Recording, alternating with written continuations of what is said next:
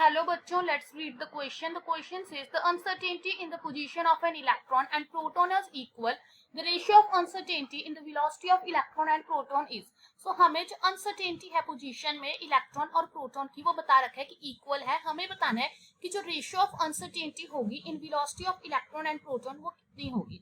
सो सबसे पहले यहाँ पे जो की कंसेप्ट हमें रिक्वायर्ड है that is Heisenberg uncertainty principal.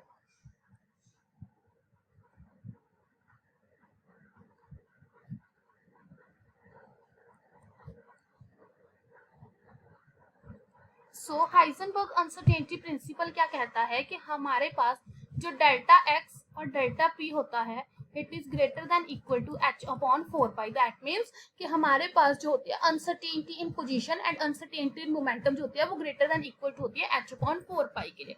अब हमें क्या दे रखा है कि जो इलेक्ट्रॉन और प्रोटॉन है उसके लिए अनसर्टेनिटी इक्वल है. सो हम ये लिख सकते हैं कि uncertainty in electron and uncertainty in momentum for electron is h upon 4 pi.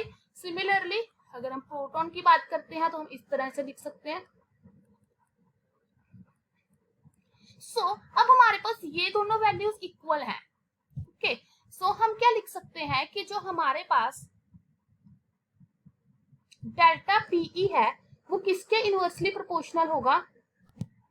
हमारे पास क्या है कि जो डेल्टा पीई है यहाँ से क्या आ जाएगा h upon 4 pi into delta X और यहाँ से जो delta P that is momentum of proton is equal to h upon 4 pi delta X P. अब हमारे पास क्या है कि जो डेल्टा एक्सी है वो इक्वल है किसके डेल्टा एक्स पी के. हमें क्वेश्चन में दिया हुआ है दैट मीन्स कि हमारे पास जो ये वैल्यू हो जाएगी, देखो h कांस्टेंट है वो भी इक्वल है 4 पाई कांस्टेंट है. डेल्टा एक्स के हमारे पास जो uncertainty in momentum for electron है वो इक्वल आ गई uncertainty in momentum for proton. So हमारे पास uncertainty in momentum for electron क्या हो जाएगी mass of electron into uncertainty in velocity of electron. यहाँ पे हो जाएगा mass of proton into uncertainty in velocity of proton. हमसे क्वेश्चन में पूछा गया है, यही वैल्यू तो पूछी गई है.